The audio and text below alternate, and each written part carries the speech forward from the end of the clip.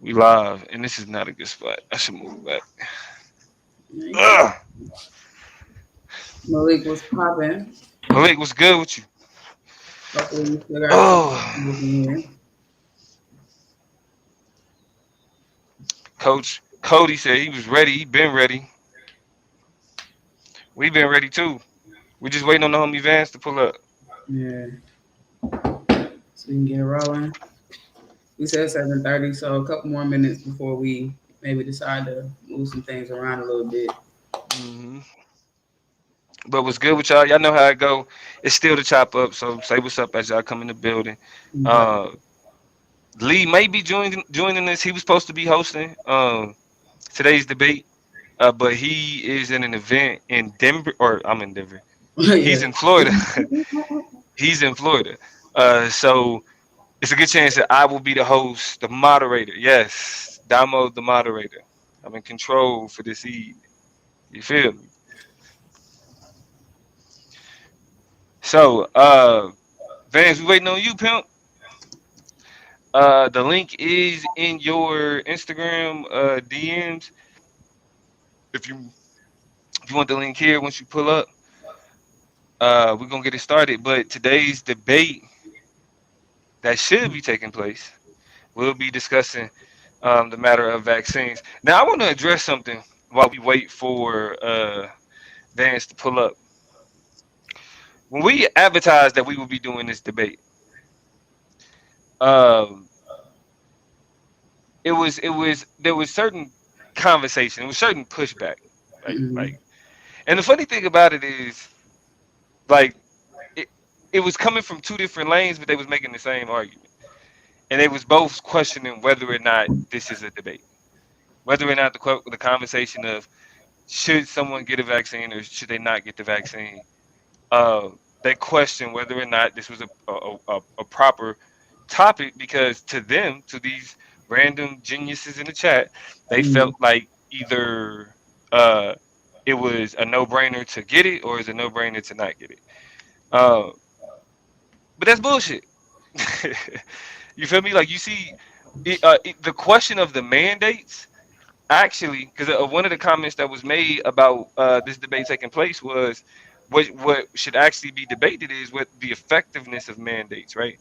But I think the mandates actually push the question of should you get it even more so in terms of being a number one priority is because the people that were once just like really against getting it are now in a position to where if you want to continue working, right? Like if you want to be able to move around certain ways, you got to get that. You got to have some indication that you've been vaccinated. So, right, that actually creates more concerns and more questions about should we get it because then you start getting into uh, People's you know ac- livelihood. accusations of fascism. You feel me? Like those types of things. So, uh, don't let the simplicity of the topic fool you. Should black people get the vaccine is not a basic question. Ethereal Beauty, holla at your boy. Where's Lance at? I said Lance. My apologies, big bro, Vance. Yeah, I got a partner, one of my best friends named Lance, and my nigga just had a baby.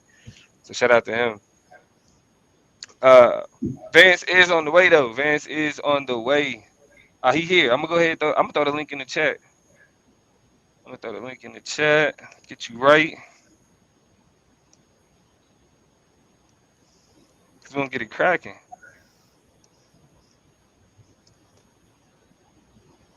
All right, the link is right there for Vance. So yeah, so you know, fuck the haters. If y'all got a problem with the chop up, talk about it. I mean, it was interesting. I Or seen Lee had posted about it on Instagram, and I'm sorry, on Twitter, and I was kind of telling you about it. So a lot of people were mad over there that we even having this conversation, but it's a worthwhile conversation, obviously, because there's still a lot of back and forth. There's still a lot of issue. I think people are exhausted by the conversation. We're exhausted by the pandemic, but we're still at a very fundamental question and conversation about just the very merits of something that's been a part of our society for a long time. So having these conversations and really pulling it back is important. Then another thing, and I'm going to address this. because I had to explain to somebody what a debate was. Another person was like, "Well, are y'all gonna have medical professionals and doctors as a part of the panel or in a debate? If not, what's the point?" And first of all, a debate is not about having medical personnel or professionals in a particular It's not field. about experts. It's not about us. It is on a secondary level. It is about scholars who formulate argument utilizing the Mm-hmm. facts, data, information That from comes from the professionals and the experts. and the experts, and Right. they use that to engage one another in an intellectual interrogation of a question.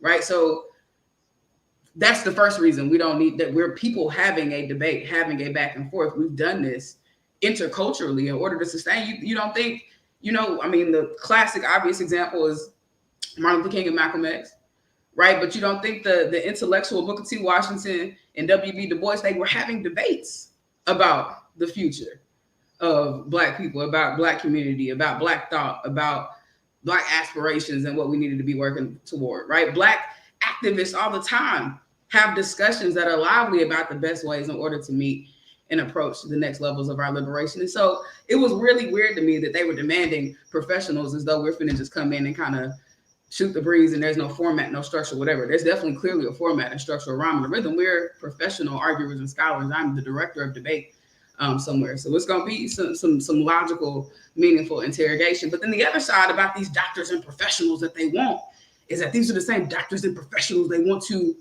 just inherently disagree with. So why the demand on those people and not people who think like you, talk like you, represent your same kind of concerns and are able to package it without the biases of these same doctors, these professionals that you don't really want to hear from, right? So that's why this conversation and these debates are important. And really, people really try to sit in the chat. I mean, in the comments rather, not in the chat, but in the comments on Instagram, on Twitter, and undermine the power and strength of And be on argument some bullshit. and intellectual interrogation. And I mean, it was wild to me. I hope it's wild to y'all because it blew my mind. It blew my mind. But we got Vance Hopkins #2, right? Don't you ever Junior. get Junior. Yes, sir. Yeah. Shout out to the homie, man. Vance pulled up, man. He said he ain't running from none of that smoke. Yeah, I said I've been waiting, man. I've been waiting because this is an Yeah, important he been discussion to have. So, for sure. Let me just make sure we get everything together. Uh Toya, you usually the moderator. Do you do introductions and do that type of shit I mean, when you moderate? I don't think I did because I didn't. I don't remember. I think I did because I moderated. So I know y'all. I mean, I know you and Yeah, know whatever. The introductions don't have to be too verbose. You can just introduce us, right. talk about the format for the debate, restate the topic, and then we can get busy. All right. And I want to say, am I like going in and out? Am I sketchy? What's my Wi-Fi looking like? Now you good. Your lighting like you real dark. You very mysterious looking right now. With the cap and then with the light on top. I can't. It's the lighting. I can't Yeah, do shit. I can't yeah, do shit about it. it's adjusting. Yeah, the camera's adjusting. Right. But fuck that. Fuck me. I ain't even important like that. Uh, we got y'all here. We got the debaters in the building. To get it started. I am. Oh, hold on. I'm tripping. Like this is still the chop up, and I got to start the chop up. You know what I'm saying? The way that we start the chop up. That's What am I doing? Me, my guys, we really live. Lord, forgive me, pay my tithes. Please don't have me reach inside. And that's in the console. Keep the semi when I ride. Lit off Henny when I drive. In the city, we gon' slide. Bet I be there pronto. All right, we in here, man. This is the chop up. Hashtag debate me. We here to get it in. The time has come. Toya is stepping in the ring. She's here to get it in. Debating the homie Vance. You know what I'm saying? Chop Nation. Chat Rodder. You feel me? definitely. And we here to have this conversation about vaccines. And now, y'all know who Toya is. Yeah, I mean, y'all see her often. I know how fantabulous she is. I know how well she speaks. Sure. But Vance, man, go ahead, introduce yourself to the people. Let them know, you know what I'm saying, who you are, what you represent, and what you came here to do. Well, I'm Vance the second. Um, I love Black people, and I'm here to have this conversation with the big homies because I love Black people. So all the work and all the discussion that we're here for, is for them. It's for the people. So, right or wrong, it's about them. That's what we're here to do. All right, we here to get it in for the people. I appreciate you, you know what I'm saying, joining us. Appreciate all that you do to support, you know what I'm saying, the chop up. But it's time to get that smoke. Now, here at the chop up, we do have our own debate format. Vance, I did send it to you Hmm. in the so was you able you got a chance to look at the format? Yeah, 6 minutes. I'm like, man, can I talk? Oh, Oh, trust me, oh, you gonna be good. And you can do You what feel you want me? to with the time. You know, you just can't go over six, but wherever you feel like you've laid it out, if you good or whatever, you can call time wherever it is. But you do what your time. Yeah, it's about so the way that we got to set up is both debaters will start this thing out with what the 2 6 minute speeches, right? Getting it in, laying out their argument. After those 6 minute speeches, then it's a 3 minute and we Ethereal Beauty. Stop playing, girl. uh, but y'all wildin'. But after those opening speeches, it's a 3 minute rebuttal question or excuse me, question and answer portion where they'll get to ask questions so they can understand each other's argument better. After that, what it's the 4 minute rebuttal, Yes, right? Right? yes. Yeah. The 4 minute rebuttal, both debaters lay down 4 minutes of responding to their opponent's argument, and then another 3 minute question and answer portion where they can spar, get it in a little bit more before they end it with a 3 minute closing, right, for each debater. So that being said, Lance, I keep calling you Lance. I got a homie named Lance, bro. My fault. Vance, happened Vance. all my life. Right. That's like you know what? It's like niggas calling me Dominic. Like, nah, bro, my name is Dominique. Like niggas ain't got no C at the end of my shit. It don't work like that. But Vance is the visitor. You know what I mean? So of course, visitors' rights, Vance will be laying down his argument, letting the people know, you know what I'm saying, where he stand with this whole thing, and then Toya back though, and then lay down her argument before we get into that question and answer portion. I will be keeping the time on my phone because I'm ghetto like that. You know, Toya had real timers and shit. Mhm. Uh, but I'll be keeping time on my phone just so Toya, just in case Toya starts to look like lose her scruples. You know what I'm saying? Yeah, that's right. Um, but how we doing the prep time, Toya? Uh, oh, 5 4 minutes apiece. 5 minutes apiece. We can run it formally. You can just talk through some things. Kind of, I'm open. Whatever you want to do. Right, right. Okay, so yeah, so we'll give like a minute or so, or a little bit of time, a little bit more than that, but yeah, I mean we'll keep track of a decent amount. I guess we say We we'll both do get five like minutes. five. Yeah, I was about to say 5 minutes throughout the course of the debate. Period. Uh, so with that being said, we can go ahead and get into this first speech. The boy Vance. All right, all right. That's Black your people. time starts now, brother. Okay, so I feel like the primary question at hand, for the most part, is you know making an informed decision about getting these vaccines going forward. In order to make informed decisions, we have to know exactly how these vaccines work and what kind of effects that they're having on us, specifically as a people. And I've found that in a lot of the information that is available to people, whether that's through the media outlets, through social media or hearsay, that a lot of the information as it pertains is to the original COVID-19 strain, which we know largely isn't around anymore. Most of the infections, 90%, I think, is the number due to the Delta variant. But let's really get into this real quick. So because I want to clear up some scientific misconceptions. I want to highlight some observations from some experts, and we also need to deal with demystifying like the word conspiracy theory, because that's problematic for us as Black people. My first, stab at this is that the science just ain't science. So we all want to hang our hat on the science, but we often lean on hearsay or hysteria that comes from the media. But the most important question that we're not asking is, does the science actually support people getting the, and this is important, the COVID-19 vaccine, very important, for the Delta variant, because the vaccine was designed for the original strain. Um, we often hear about effectiveness and efficacy and percentage numbers, but it's devoid of context. First and foremost, we understand that the COVID-19 vaccine wasn't designed for the variant.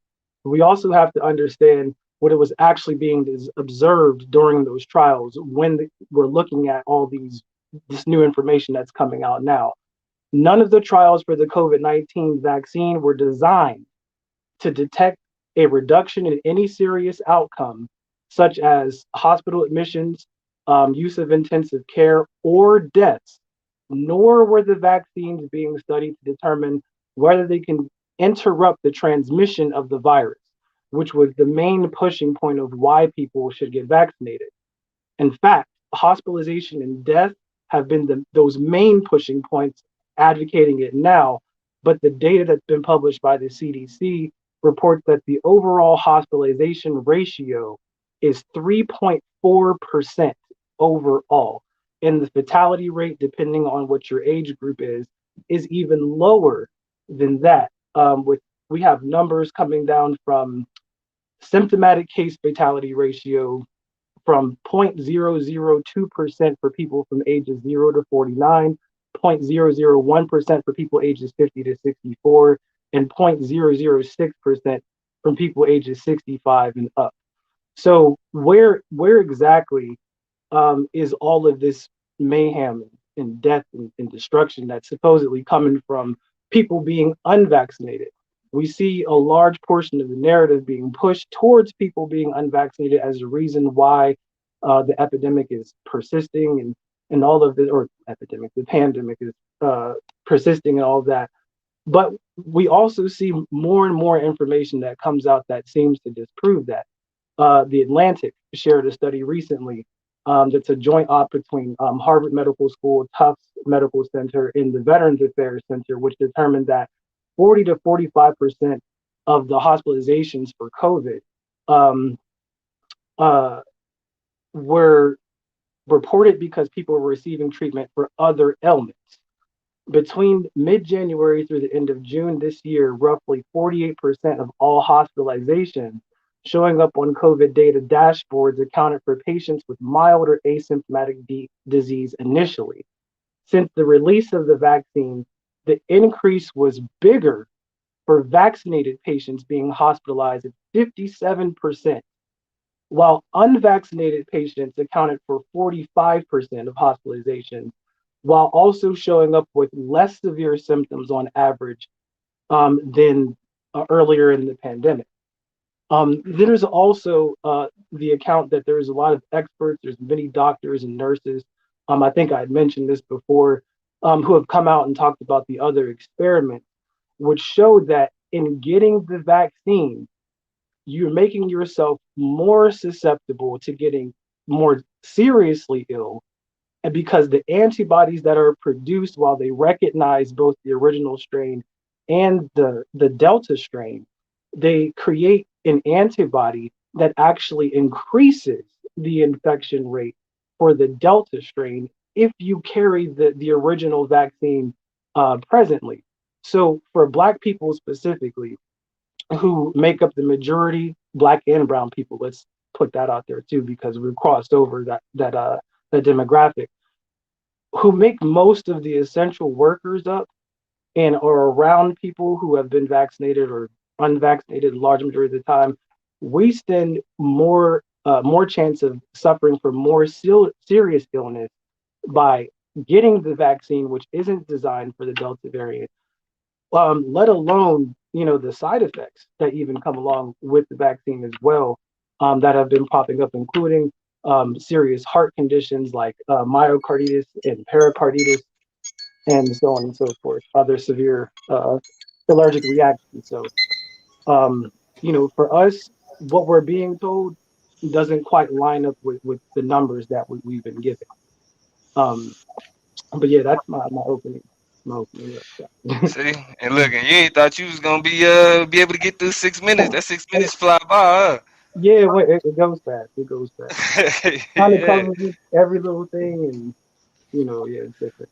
Nah, you did your thing. We appreciate it. We appreciate it. Now, Toya, are you ready? I am. Vance just brought some heat. Let's see what you got. Let me put this timer up, and you can go ahead and start your time now. All right. Today's conversation is about whether or not Black people should get the vaccine. I want to shape this conversation from my perspective, or frame the discussion, if you will, with an endorsement of what I like to call, or phrase I've been introduced to, called healthy skepticism, right? A healthy skepticism, right? The ability and the aptitude, even, to be skeptical about the ways that we navigate this world as Black people, specifically institutions like the medical industrial complex, and more specifically civil society. Understanding that anti-Blackness is a very real phenomenon that we are confronted with when we are on a stage, or a world stage, alongside other people who are not Black. There are questions we have to answer or ask, not only about us in the context of Blackness, but also as we juxtapose the larger frame and the larger conversation of what's happening.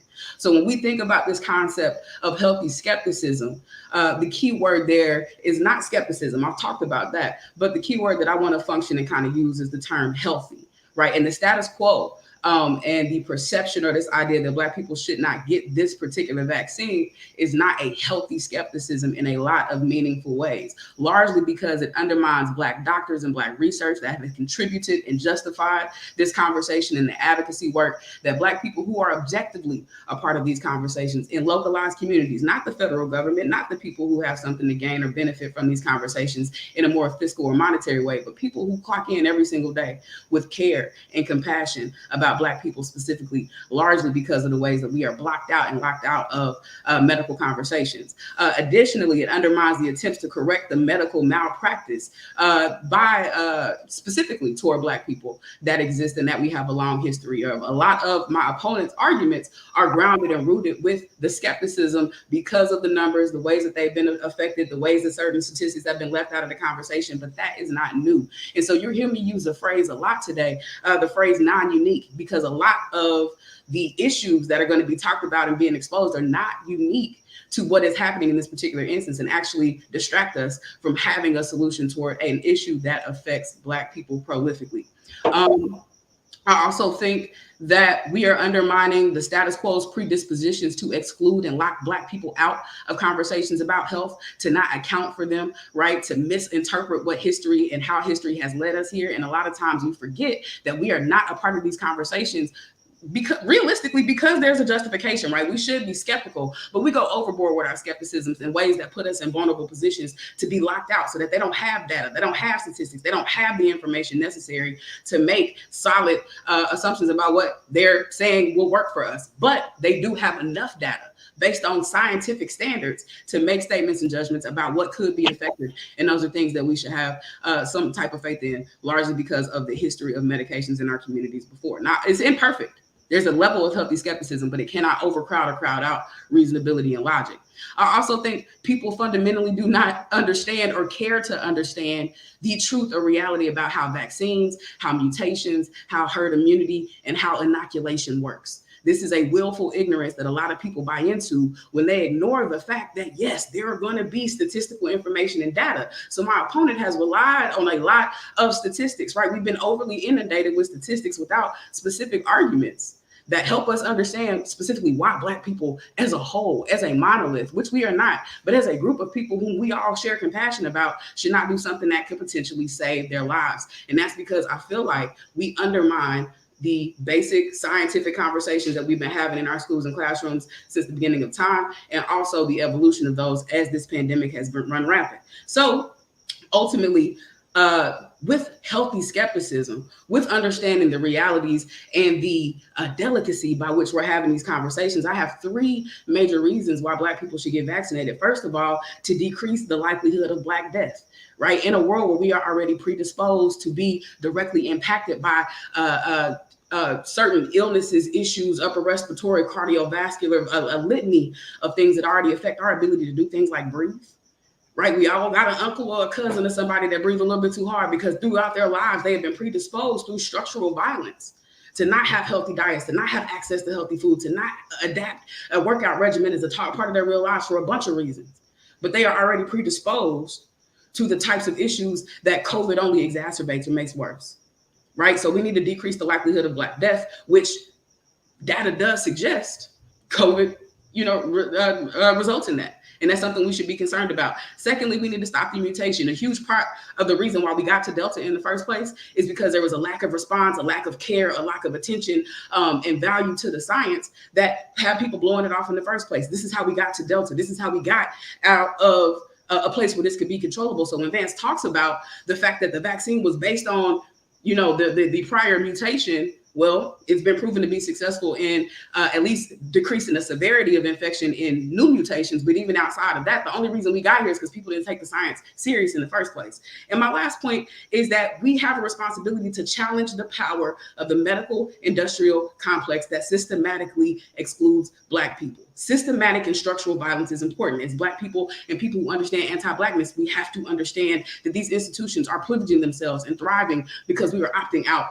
of the conversation. That allows for conservatives, that allows for white people to take over and fill in these conversations and speak for us. And when you have objective doctors and scientists who are screaming at the top of their lungs that they are the ones who are clocking in every day and every night to represent us, I think we have to give some credibility to the voices that are not entrenched in the political conversations that people want to have about this issue.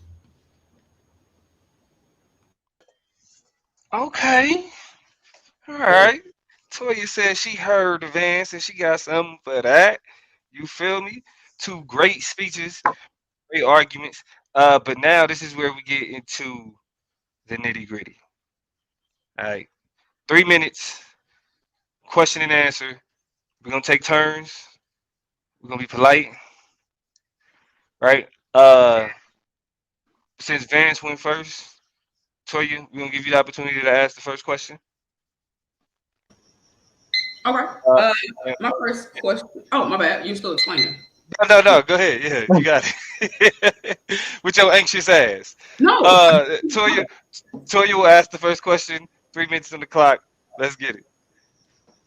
Put my 3 minutes back on my clock. I think I want to ask a question that kind of was framed in the context of the comments. Actually, somebody rose a good opinion, I think, or a question, and it was Jaleesa, but I want to frame it in terms of something that you said. You talked about the fact that these hospital rates reflected a whole lot more of people being unvaccinated. And let me see, what was it? Where it may have been, comes from people being unvaccinated. What was my question? Okay. Immunocompromised people, right? You talk a whole lot about the lack of deaths, decreased amount of deaths that people experience, even though they're unvaccinated. But a huge part of COVID is the ability for it to be spread amongst other people, particularly people who do not have a high enough threshold to defend themselves. So in your calculations and understandings of how these things are playing out, how do you account for people who simply do not have the systems to be around people who are unvaccinated, thus with a reasonable likelihood of spreading it at a higher rate? Well, I think looking at the FDA and the CDC's evaluations of that themselves, there's still a lot of information that they simply don't have. Their administration of the booster shots, for example, were in large part to try to see if autoimmunocompromised people could continuously take them. But what is shown is that the antibodies aren't lasting long enough, in their bodies. And even for us, if we were to be vaccinated, a recent study came out that shows that after 108 days, so roughly 3.5 months, you are no longer considered fully vaccinated according to the guidelines laid out by the FDA and the CDC. Full vaccination status in their estimate I want is to. I guess my question, and I don't want to cut you off, right? Because we're getting into numbers and statistics. My question is about immunocompromised people who kind of get lost in these numbers of vaccinated versus unvaccinated. They have a unique predisposition. So how do they fit into the calculus of these things? And I think you might have been getting there. yeah, because oftentimes, autoimmune compromised people in asymptomatic cases are often left out, of these studies because according, it was actually I think it was the Moderna chief executive who said that in order to expand the case for them, it would cost too much money to make a short story. So a long story short, it would cost too much money. Um, Somewhere in the billions to be able to test that. Also, we have issues with just the testing in general, as far as the trials. The normal vaccines normally take anywhere from 10 to 15 years as far as development from, the beginning through trials and so on and so forth. Typically, there's like a 2 to 4 year grace period. And man, this is a lot. I can't really even get into it in 3 minutes. Yeah. Well, at Sorry if I least know I the mean, answer to for the question. like for the sake of understanding for Toya, go you can finish what you were saying, Yeah, and then you'll get to, and then you know what I'm saying, good question. ask, yeah, you can ask Toya, get your 3 minutes, but you can finish what you were saying though. Okay. But yeah, just so when we're talking about how being vaccinated, or unvaccinated, and how that goes along with being around or spreading the disease to autoimmune compromised people. What we found in the data and the studies is that people who are fully vaccinated, specifically with the Delta, and when it comes to the Delta variant, carry just as much of the virus as unvaccinated people do. Mm. So whether you're vaccinated or not, it doesn't really have a grand effect on the exposure, to, as far as autoimmune compromised people Sure. are concerned. So it's really tough. That situation, there's not a lot of data out regarding that just yet. So they're still collecting things. So.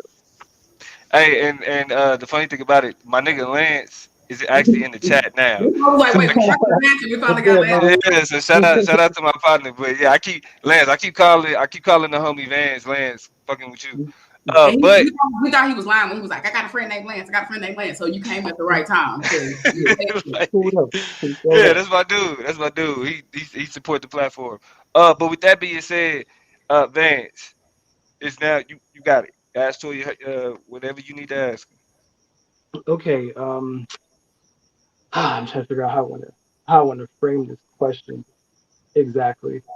Um, you had mentioned a lot of marginalized voices when it comes to speaking up about COVID in regards to policies and regarding health and things about that in that nature. How do you feel though about the different experts, the different doctors, and the different nurses who have come out and given their testimony and also have cited, experiments, giving the reasons why COVID shouldn't be mandated because of some of the scientific experiments that I've mentioned before that could lead to further infection and further death of people of something that might not even infect them, but could make them more susceptible to disease if they get the vaccine. so if I think I understand your question, what is my response to scientists outside of the mainstream who have argued that uh, the COVID vaccine has adverse effects on Black people? People should not take it in the Mhm. face of people who have commonly said that. Well, I think my response is one, not to ignore the possibility and likelihood that individuals uh, are not given the credibility for their concerns and discontentment about this, right? They're not given the airtime, they're not given the space. A lot of them are being pushed out of conversations. I also want to correct before I answer the question in full the conception of me saying mandatory vaccines are necessary. That's something I'm still conflicted with. Putting people's jobs and livelihoods on the line and turning like that's something that I haven't reconciled as being just a complicated Black person. Right. So I'm not going to go as far as saying they should be mandated as much as I'm an advocate for Black people doing things in the interest of their health and the health of people around them. So to answer your question about nurses and doctors specifically who disagree, a scientific, or I mean, I guess I'm going to rely on what we understand about mathematics and about science to answer that. Because while I understand there could be some credibility and credence to their opinions, even their own discipline would say that outlying data, right, will exist and will be there for further confirmation and further interpretation. But there's still statistically a larger proportionate or disproportionate kind of proof of vaccines being effective for what they're for, not necessarily stopping transmission, but decreasing death. I also I Can didn't you get cite that? hold on one second. I didn't. What did you say? I said, can you cite that? But I was That going to. It's ironic you said that because I wanted to get some citations from your arguments about, and they were just like a lot of statistics, but it's a not lot. really sources. Consistent. There were some sources. I'm not going to say you didn't source anything. That's not my statement at all. But when you were talking about that specific idea that more people were being sick or having adverse effects to the vaccine than having positive effects from experiencing it, I don't really have a way to suss out the credentials for that either, right? So we could be two ships passing in the night in terms of making sure that our evidence is both, solidly supported with evidence. But I think the science is in the fact that there are still community advocates and still Black scientists and doctors in our community to this day advocating that we take the vaccine, even though there have been outlying instances where fatalities existed, where people have gotten sick. That comes with the science. We knew that these things were 75%, 97%, 94%, 98% effective. That 2% got to come from somewhere, and that sucks, but it's just the facts. All right. So y'all started getting a little testy at the end there. And no testing at Look, all. Vance was like, "Hey, can I get a citation, please?" You know what I'm saying? I'm feeling it. Now, Vance, you do have some prep time that you can take to kind of prepare your thoughts before you go ahead and get into your rebuttal. You know what I'm saying? So, you know what I mean? Take a couple minutes, take what you need. We allotting 5 minutes total, but you don't need to take all of that right now. So I'll start your 5 minutes right now, and you just let me know when you're ready. Because you do got one more speech, so you may want to save some of that time for your last speech. So while Vance take his prep time, what y'all think about the debate so far? How y'all feeling? I think it's interesting. I mean, this is right. What with the time that's being allotted and what's being engaged. You know what I'm saying? We testing the surfaces, right? So the initial those first speeches were the initial arguments that's coming out. Right now, the rebuttals are going to be the debaters engaging each other arguments. You feel me? But Vance already has some skepticism about some of Toya's claims. We'll see how that pans out in his rebuttal. Toya feels, hey, I'm going with the majority of the scholars. Will we get a clear justification on that? How does that interact with Vance pointing out that, listen, those outliers should not be ignored? But y'all tell me what y'all think. We'll get into some of the comments. Ethereum Beauty said this nigga says he's testy. Yes, it did. Yes, it did. That's my moderator language. The Salt Lakers said the Salt Lakers said it's 666% effective. Clever. That's clever. They're gonna check out of me for sure. But boy, Lance, the nigga that I was getting caught up with, said businesses set the terms of employment. They require safety equipment and training so you don't get hurt and cost them money. Vaccines reduce the risk of transmission and hedge their bets that people will be able to come to work. And that's speaking to specifically the mandate portion of it, right? Why corporations? Because I think that's interesting too. And the funny thing about this is that so you do have a lot of conservatives on the side of being anti-vaccine or just being against taking the vaccines. But the one thing that Republicans have pushed is that the corporations have rights, right? So like what's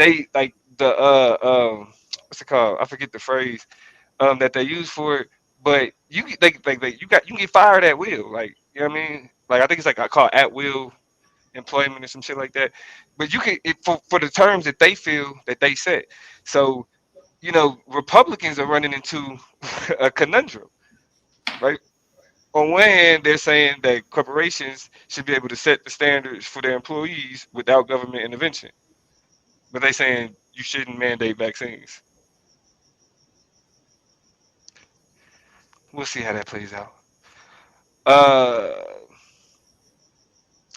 you good, Vance? Yeah, Are you ready? yeah, I'm good. I'm good. You got a couple minutes left on your prep time. But with that being said, uh, let's go ahead and get it in. We can start your. This is the 4 minute speech. We can start it now. Let's get it. Wait, but is this just me talking, or is this a rebut to what we were just talking about? Just to be clear. Uh, well, this is your rebuttal to respond to what Toya said in the cross X and what she said in her speech. So you just Okay. respond like, yeah, you can Okay. get at her now. Go ahead, take the gloves off. All right. So I just want to make clear that like I empathize with the impact of what this means for Black people, and I empathize your position is essentially coming from the standpoint of um if I'm gathering that people who are um at a less socioeconomic advantage for the most part, mainly us, because that's the space that a lot of our people are in, that we should be vaccinated in order to reduce deaths. And the idea is reducing death.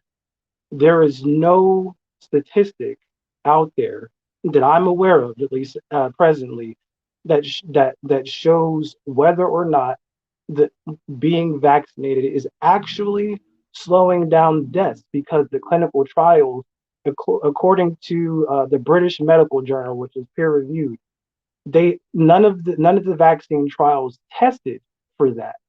We're in a space where we're saying that we want to agree with the science, because all the science that we do see is saying that, oh, prevent death, prevent transmission. The vaccine wasn't, then now it's, oh, the vaccine wasn't designed to prevent transmission. It was designed to prevent symptoms.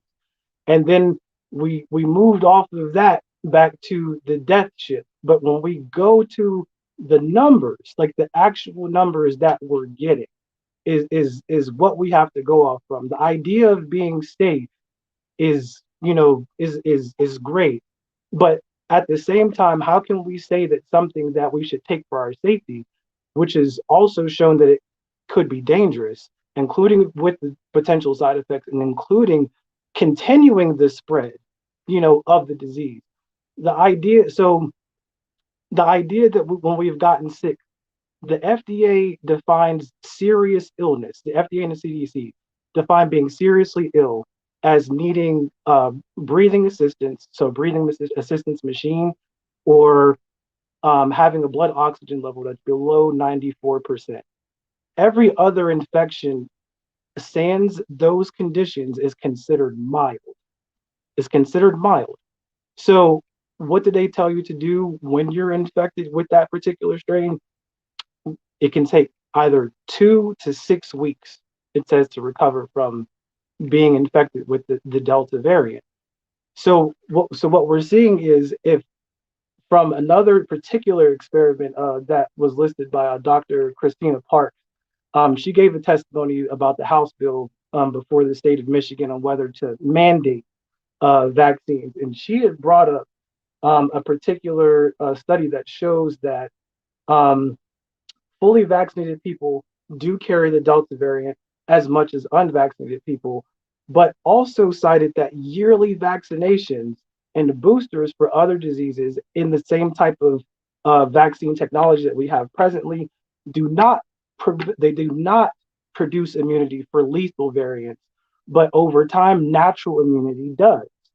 So our current vaccine technology that we have, which is also used for other things like influenza and so on and so forth, have shown that their effectiveness wanes over time. Um, so the idea of getting the vaccine might keep you okay within 3.5 months or so, but then when you get to the point where you have to start taking boosters, you're actually making yourself more susceptible to getting infected by uh, the harmful variants of COVID that exist, including gamma alpha and the dominant strain right now that is the Delta variant, which is responsible for 90%, of the infections. So, you know, how do we say that getting the vaccine is going to reduce death if we have no numbers to reflect that? And also knowing that the vaccine's design isn't designed to prevent transmission. So it creates a bunch of asymptomatic carriers, essentially, um, who are carrying the vaccine around that can still potentially get sick, still cause breakthrough infections, and still infect asymptomatic people, while also making you liable to get a more infectious strain, and also leaving you susceptible to side effects of the vaccine yourself that could Bet, affect your heart and other bet, severe allergic reactions and stuff. How bet. do we grapple with this being safe? Um, let me add one last thing because it's the FDA's definition of what they claim is safe and effective. This is how the FDA defines what is safe and effective. Is how the known and potential so the known and potential benefits of a product when used to prevent, diagnose, or treat the disease outweigh the known and potential risks of the product. Every vaccine manufacturer that has released a vaccine has also released an insert that say they don't have to inform you in the event that there are adverse effects to taking their vaccine, that they are not liable. So we have to deal with these people in the context of being Black, These tend to knowing that this is how they view what safety and effectiveness is. Bet. How do we deal with that? Time. So that was what we said that was a extra minute and a half. Yeah. Yeah. All right. Uh, Toya, prep time. Start that now. All right, man. Vance went ahead and brought out that FDA, CDC. You know what I'm saying? What was that research that you peer reviewed and playing? Uh, and so convincing, convincing. Um, it's gonna be interesting to see how Toya responds to this data. But I know she got something up her sleeve. She looked focused, and if y'all ever seen a focused Toya, boy, boy, you know what I'm saying? Shout out to the Salt Lakers though, keeping it interesting in the chat. Um, you can keep it coming. You feel me? We always love to see the zealots. You know what I mean? Espousing what they feel and how they feel, right? Vance is doing a phenomenal job of presenting a educated position as to why he ain't fucking with them vaccines. He framed it better than I did, but you know what I'm saying? It's like when you This, post that meme up, I was like, man, fuck that vaccine. But yeah, nah, that was for you. That was for you. You and your white nationalist friend. So fucking, I'm bullshit. I'm bullshit. Yeah, I mean, but y'all gotta understand though, we are a media platform. We gonna show you shit that's gonna piss you off because it sparks dialogue, right? It sparks conversation. You feel me? Because people love to talk about shit that they don't like. Shit, it get hard. Like I say all the time, when I worked for Chase customer service for their credit cards, did nobody ever call to be like, "Hey, I'm fucking with my card. It's a great job." It was always static. So usually comments when people like are like feel the need to oh, respond is usually out of you know I don't fuck with you. You know what I mean, there is a question of what's in the pink can. Uh, this is called Rogue Spirits. First time I ever heard of this shit. They got it here in my hotel room. Uh, I'm out here in Denver, Colorado. but Shout out to Noel Mink in the chat. Um, it's I not. was invited out to do a workshop to kick off a workshop on government and equity, and I had a great time with the public servants of the city of Littleton. and I look forward to having more conversations with them. But in my hotel room here at the Denver Tech Center, this is what they got me sipping on. It's cranberry elderflower vodka soda. Cranberry elderberry. Toy, that's you done? Yeah. Hey yo, All right. hey Toya, say something real quick for me, because my audio is messing up. Something real quick for me. Yeah, y'all sound all robotic and stuff. Oh, And I, So go ahead and yeah, just go refresh it. Go out and come back in. okay. Yeah. Let us see. So we'll give Vance time. We'll give Vance time to go ahead and get that out the way. But I do want to hear more from y'all, the people that's watching the debate. What y'all thinking? How y'all feeling? Um, do you? Actually I want a poll in the chat. The jab. Do y'all think that is that's a funny a funny ass way to refer to the to get vaccinated? The jab. Hold on, y'all. This is my wife calling. Hey, baby, I'm moderating the debate right now. I'm gonna call you right back. What? Is everything okay? What happened? Yes, it is. Stop playing. But all right, Vance is back. We do got the question in the chat. Where's George? We kicked him out the group. He's banned. He's no longer welcome. No, I'm kidding. He's actually in Florida doing some shit. So the chop up is kind of spread out across the country right now. You got Toya on the West Coast. I'm here in the mountainous Midwest region, and George is all the way on the East Coast in Florida. That's how we do things, bro. the whole country covered. Yeah. Uh, but let's go ahead and get into it. It's now Toya's turn to rebut. Toya is known for her effective rebuttals. We're gonna see how this goes. We got so we added like a minute and a half, so what's that, 5:30? Or so. Yeah. Let's get it cracking. All right. So Vance made a lot of solid arguments, specifically casting, some uncertainty and and kind of delegitimizing the larger frame of information, the larger kind of conversations, the larger agreement in the scientific community about COVID largely because some statistics were missing. He specifically said that the conversation has consistently shifted about the vaccine, its purpose, its utility, why we're supposed to use it, and that there are no numbers to prove that deaths are decreasing. But the National Institute or Institutes of Health released an article on August 24th, 2021 that said vaccines have prevented up to 140,000 COVID-19 deaths in the United States alone, right? And we understand that a lot of people are being left out of these statistics, so they might even be higher had people have access to the vaccine in the first place. We know underdeveloped countries aren't a part of these calculations, and so we haven't even had enough time to really have the numbers that Vance is demanding. And that's fair, but that doesn't mean we should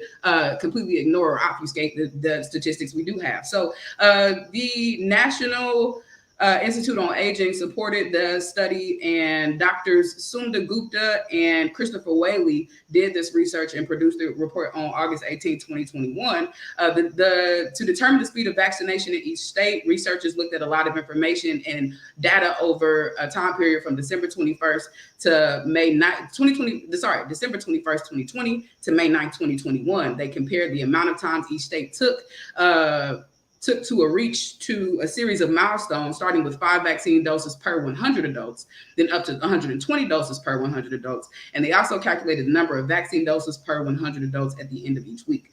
This continues to go on to say that based on the model, COVID-19 vaccines prevented more than 139 deaths during the first 5 months they were available. We know that they've been available way longer than this at this point, from August up to now. About 570,000 COVID-19 deaths had occurred comparatively in the United States by May the 9th.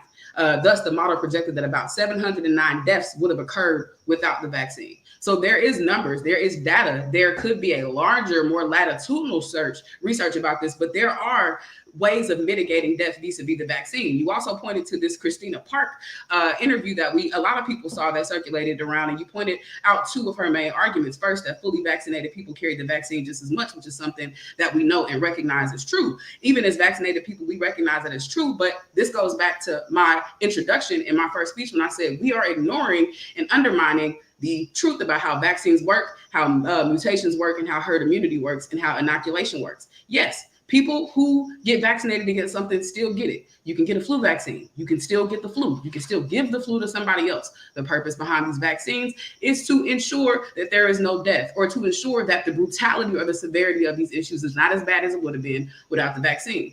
A la seatbelts. And the reason why we wear them, although we still see some fatalities, but we still put them on. Condoms, we still see babies popping up. Birth control, we still see people being born, but we still take these things to mitigate or decrease the likelihood of those having the ability to have an adverse effect on what we want. Helmets, if you're a football fan out there, they work the same way. There are still people concussed on a protocol, even after they take those measures. You continue to point out this idea that boosters don't produce the protections against lethal variants, but natural immunity does. But that does not answer the argument about immunocompromised people that don't have the luxury of playing with their natural immunity and seeing if it kicks in time to protect them against the worst versions that happen and precipitate very quickly for people who experience these particular issues, right? So you also have a Black community that is predisposed to medical issues. We talked about that, and we knew the headlines were all about Black people suffering worse from COVID-19 when it first hit. We also have the reality of uncompromised people, immunocompromised people who don't have the luxury of playing with natural immunity. So we have a responsibility socially to do things that protect them. You go on to talk about, and toward the end, I kind of misunderstood the complete argument in terms of not knowing how we deal with the CDC's lack of knowledge, but and information or clarity about the function of these vaccines. But this goes back to my original argument I made in my first speech about us participating in these conversations instead of opting out, because they'll continue to not know. They'll continue to not be clear and sure if we don't participate in what allows for them to explore it. I told y'all when I got the vaccine on the show, I'm willing to be a sacrifice for y'all. I recognize the importance of Black people not being marginalized out of conversations. The Tuskegee experiment was not solely about what happened to those people, but it was what did not happen to those people in terms of treatments and options that would have curated and cultivated a path for Black people to not have to deal with that and many things outside of that. So my ultimate goal is to have a healthy amount of skepticism. And the skepticism we have, although it may be valid, is not healthy for the larger picture of what Black people and what they should be doing. I had you with 30 seconds left. I'm good. I just put You five. good? Okay. All right. All right. All right. She said that was enough heat. She needed to cool it down. Cool it down. Some water on that thing. Cool it down. I'm chilling. Yeah. You don't want to overheat. You know, your machine gun, you got to stop for a little bit so it don't overheat. Uh, Rebuttal round, fantastic. I'm enjoying this conversation. I'm learning on both sides. Because this is a complicated conversation. You got people who don't fuck with the government, you know what I'm saying, but then people that care about Black people. And that's the basis of this conversation. Right. And they on opposite sides. You feel me? They both don't fuck with the government and they both care about Black people. But it's that's how rich it is, and that's how important it is to, in a controlled manner, where ain't nobody going off and cussing and fussing, and there's a function and a formality to it, leaving space for us to share vibes and share ideas, right? I was talking to Damo, I think at the beginning of the show, we talked about how important it is intercommunally for us to be having these hashing outs of conversations. You know what I'm saying? Yeah. We might not change the world. We might not change necessarily in this moment anybody on this podcast, but these conversations existing and resonating and people being able to visit them is shaping knowledge and shaping orientation toward what people do for them and for their people. It's important. And so with that being said, we're gonna get into the first half of the last question and answer portion.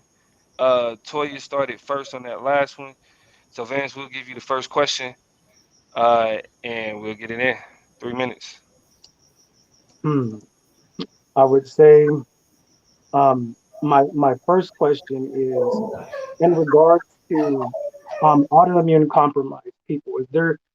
Is there any data that since this is purely about ideas at this point now, because we can talk about data, but one thing about scientific data is that data only measures what scientists want it to measure. So there's those controls, those parameters. They leave something out, or if they don't include something. If you pay attention even to a lot of sites when they're talking about, it's always the vaccine may reduce symptoms. It might prevent death. There's no guarantees. There's as we've stated, because about effectiveness with any of that. But if we're looking at the idea that getting vaccinated could lead you to get more sick, getting booster shots will eventually get you more sick. Natural immunity is better over time. That data has shown. When we're talking about autoimmune and asymptomatic, or not asymptomatic, but autoimmune deficient people, how does being vaccinated or unvaccinated, given that the carrying rate of the virus is the same, how what responsibility is that showing one way or the other of the virus? This particular variant is still transmissible, or still transmittable rather, regardless of the status. So I think so. One of the I think this takes, and I think I mentioned this before, a vetting of the data or the information, but I've not heard or come across the statistics that show that people get more sick or have worse responses to boosters and to vaccines and end up being less healthy than they started. As a matter of fact, that has been one of the myths that I think has been trying to be dispelled amongst objective individuals in public health spaces that are simply trying to encourage people to do things that protect themselves and their families. So I'm kind of skeptical about that particular information. Not to say that you don't have your sources of information, but that's just not what I've seen on my radar. In terms of things like boosters not producing or making people sicker, or COVID vaccines making sicker, though, I will say that realistically, it's not like the scientists have stopped and said, okay, we're done now, let's finish. So even if it's true that these things make people sicker in the intermediate, that is a component of us in real time having to actualize strategies to mitigate a virus that is wiping out huge portions of the earth. So again, I hate that Black people or any people fall between or under the cracks or between the cracks of 90% effectiveness or set, but this is kind of what we have to do to move forward, to have enough information to create boosters that don't make people more sick, or vaccines that don't make people more sick. And the last thing I'll say in response to your question, now that we've kind of dealt with they make people more sick, I'm not really sure, but I will say the focus should always be on fatality. You can be down for a couple of weeks. You can transmit it and share it between people, and that's just kind of a component of what disease is and how it functions. That does not necessarily mean we should not do things to mitigate the actual death of other Black people, particularly immunocompromised Black people, particularly Black people who are predisposed to health issues based on their environment and their community, which we know are typically not as high quality as other places. That's the focus. Y'all so polite. Mm. I can appreciate it. Homie, this we kick it every Monday night. What I'm being Nah, yeah, I know. Yeah, I just wanted to point out y'all polite. Um, that being said, Toya is now on you. Uh, whenever you're ready. Hold on, real quick. I did get triggered. With when they with Salt Lake, people talk about sheeps and all this shit. The one thing I do want to point out when we talk about, what I mean, like who's being led by what, not motherfuckers always say don't believe somebody else, but you want me to believe your ass. Like, you feel me? So it's like the reason why I can appreciate conversations like this, and the reason why debates are important and they healthy is because if you're just listening to understand, you're getting multiple perspectives, and it's up to you to draw your own conclusion. Right? Like that's what the chop up is about. Whether we debating or whether we just, what I'm saying, doing the show, breaking down some shit like culture or whatever in our chops, it's never about getting people to think a particular way. It's about providing the resources so people can make their own informed decisions, and giving a little insight and perspective behind that. Because I do think I be knowing what the fuck I'm talking about. But with that being said, Toya, it's on you. Sure. A poet by the name of Whitney Houston once said, I believe the children are the future. You should teach them well and let them lead the way. Show them all the beauty they possess inside. Give them a sense of pride to make it easier. Let the children's laughter remind us of how it used to be. Now, the reason I quoted our beloved Whitney Houston is that that song, uh, "The Greatest Love of All," is one of our pump up songs. It's one of the songs that becomes an anthem for how we push and pump young people to the next level of their potential and believe in them. And what I find it difficult to wrap my mind around is how us as Black folk will sit and tell young Black people to become doctors, to become scientists, to become nurses, to become health practitioners, become advocates for their communities. And when they go and do those things in moments of global catastrophe and issue, we discourage the very work that they have done to defend the life and livelihood of their very own people. I become troubled in any conversation where we're talking about the health of Black people and refuse to listen to not outliers, but people who are in line with the direction of the general science for everybody else.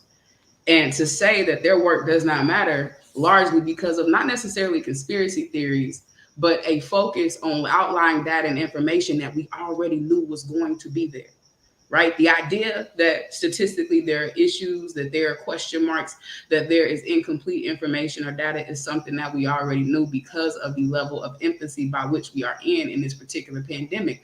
But as my NIH source explained in the last conversations, deaths have been avoided and thwarted. And we are having a very privileged conversation about the vaccine. While we have qualms and back and forths about this particular issue, there are people dying on a global stage that have not even had access to make that type of decision. So to be mindful of our ability to have access to top of the line science. When we talk about how mRNA got developed so quickly, it's because it was an all hands on deck, including objective Black people who want their people to be free, who participated in the development of these technologies. The mRNA vaccine simply utilizes the same protein that you find in COVID-19 so that the body can recognize it, can identify that protein so that it can fight it. But all of the important or bulkier components of it break down over 72 hours or so. So a lot of the misconceptions of what the virus does, how it functions, the simplicity of the science, how quickly it came is par for the course because everybody is attentive to something that's killing folks all around the world. Healthy skepticism is the word of the day. It is what I encourage all of us to have or do. My healthy skepticism is what stops me short of saying that we ought to mandate a vaccine, because I know the slippery slope that can turn into. But I do stand by the idea that we should grapple with measures and participate in measures that allow for us to deal with my three arguments, which were to decrease the likelihood of Black death, to stop the mutation of Delta before everybody gets Gamma and Lambda and every Z and all the rest of the ones that have come and appeared, and to challenge the power of the medical industrial complex to systematically exclude Black people from it. I just feel like we need to be a part of those conversations and not just be a part of them, but you're going to have to jab me too. And that's just where we at with it. All right, so there's a few ways we could approach this. You were supposed to be asking questions. Oh, I thought because the 3 minutes was up, so I was just like, I'm cool on. I don't know.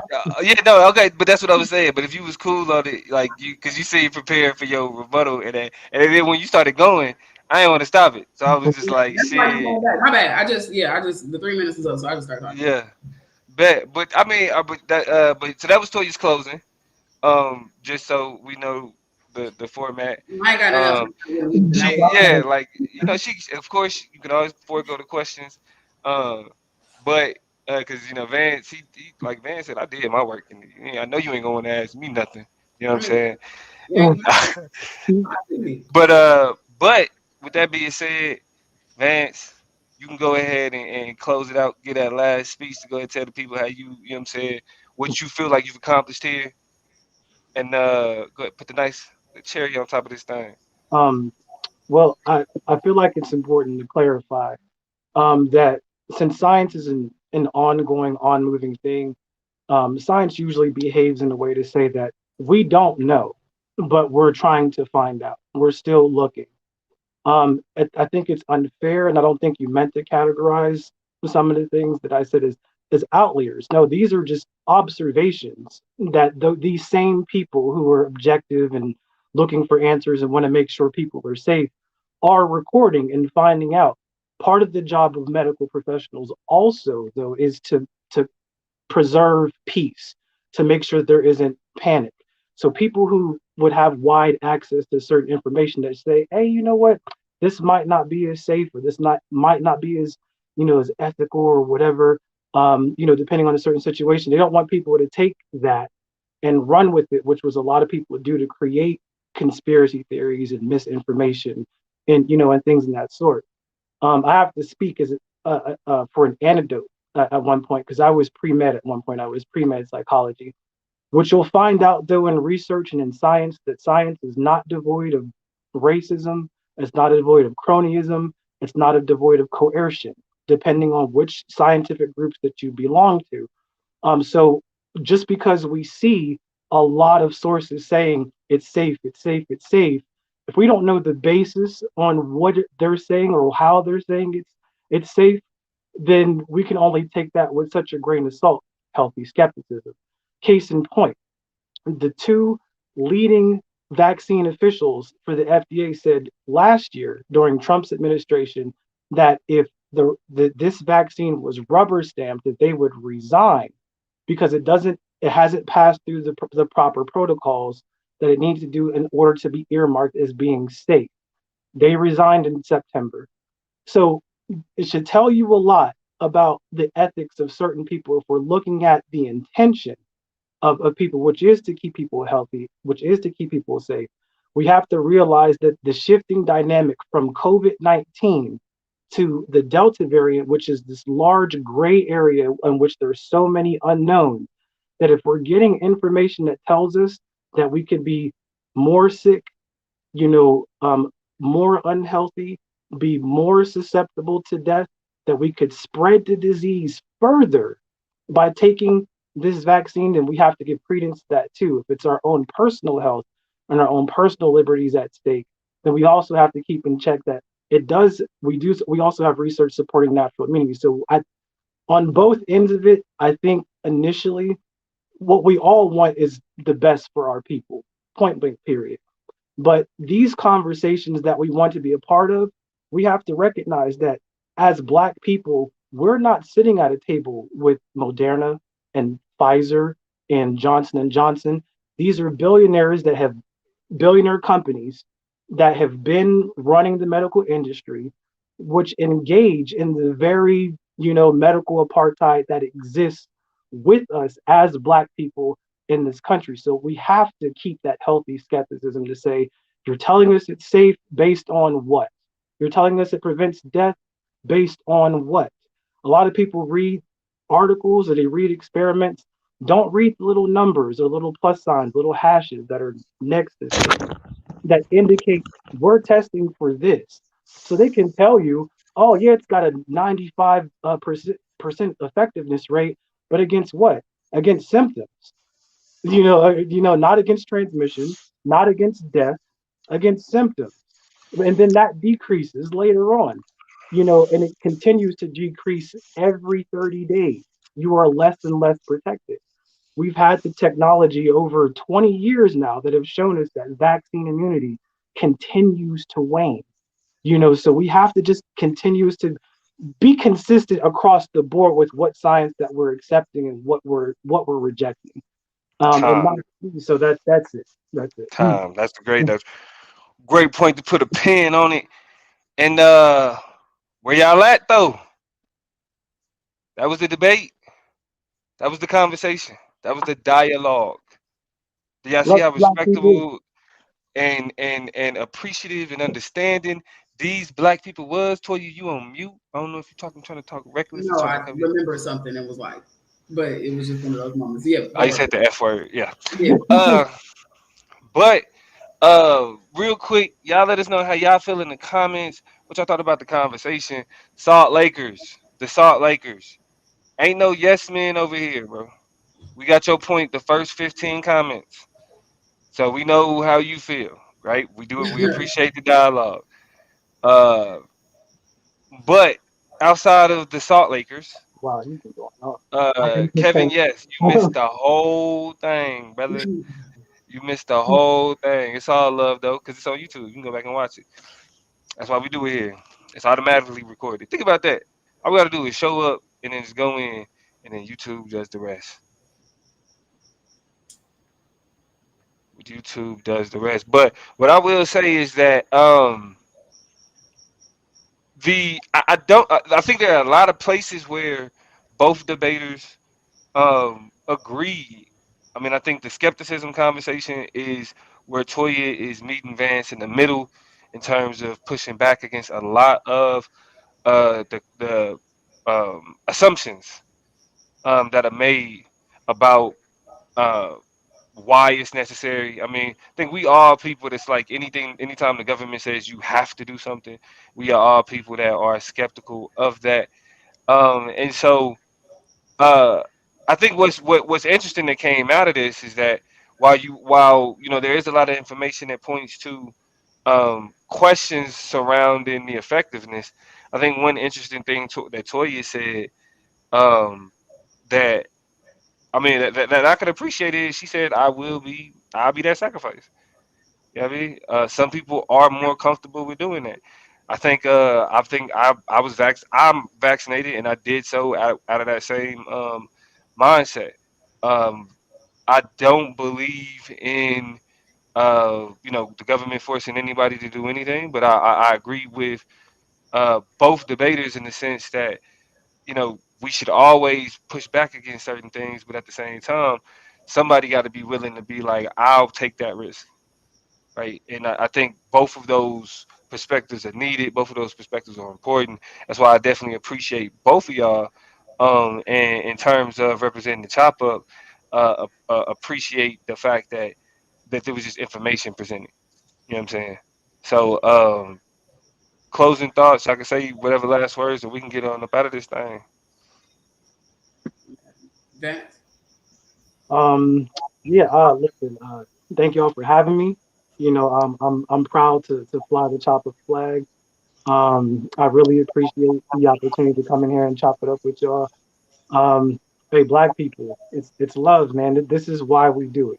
This is why we do it. Be informed, be safe, do what's best for you. Ultimately, do what's best for you. It's because we're all we got. But much love, y'all. Thank you. For When it's sure. all said and done. In the back of my mind, when we was getting ready for this, the old Kanye popped into my head, and that College Dropout came on, and that Family Business started playing, and it's just that type of affair. You know what I'm saying? Where good business is made and happens, and you come closer to each other by disagreeing. I'm of the belief of the idea that iron sharpens iron, right? So we are not dimming anybody's lights or dulling their ability to advocate for their people by having these types of conversations. We only get sharper and better as a unit by doing that. So I appreciate Vance for stepping up. I ain't nobody to be scared of. Plug ain't nobody to be scared of. I am too, goddamn. Ain't I'm nobody to somebody to be be scared of. You ain't trying to fuck with me. yeah. But you know what I'm saying? It's not easy pulling up on people who self-talk themselves as debaters, Mm, who want to smoke and is into arguing. mm, Like it's not easy to be like, I'm down with it. But we said something advanced 2 seconds later, it was like, what's up? So I was like, Yeah. the homie is a real one. Because even when we first put it on the table, slid into the comments, like I'm happy to, get in and be a part of the conversation. And we was never about boxing out this perspective in the first place. Me, Dominique, and George agree on these types of things. We agree a lot. So to pepper in some other voices and perspectives makes us better. So I appreciate it. It's love. There's a lot of people hating on the fact that we even had this conversation. A lot of people say, what's the point of having it? We on mandates, we on this, that, and the other. No, we still are as a community on CP time when it comes to negotiate these types of conversations and really getting to the root and the bottom of it. And it's still people pulling back the layers. You know what I'm saying? And that's going to have to be all right. So I'm good with sitting and talking to my people and vibing out and really coming full circle about these types of things. And like I said, I'm just happy I got good people with me while we do that. So it's wild. For sure. But yeah, like she said, Vance, definitely like having you on the platform, adding your voice to the conversation. We really glad that you was able to, you know what I'm saying, pop up and do your thing. And I hope you serve as an example to everybody else that, you know what I mean, this platform is open for these conversations. And really if you want some more immediate smoke, conscious conversations on Wednesdays. Every Wednesday you can pull up on George. Usually Toya and myself it will be somewhere in the vicinity. So if y'all really want that smoke like that, like every Wednesday, you can give it to somebody.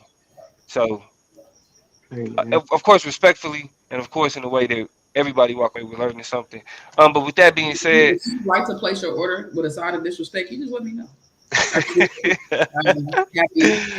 to fulfill. Obliged. Shout out to Yeah. Chelsea too. By the way, I see you in the comments. I know we talked about the fact that we pulled in late, but yeah, it was a respectful engagement. Definitely a lot of perspectives from everybody. If you like Kevin and you missed pieces of it, go back and start it from the top. You know it's going to be on Spotify. You know it's going to be on Apple Podcasts, and it's always here on YouTube, and it's always on Facebook. So y'all run it back, get into it, and leave comments even after the fact. Talk to us. With that being said, we're gonna close this thing out the way that we started it. We out of here. Me, my guys, we really live. Lord, forgive me, pay my tithes. Please don't have me reach inside, and that's in the console. Keep the semi when I ride. Little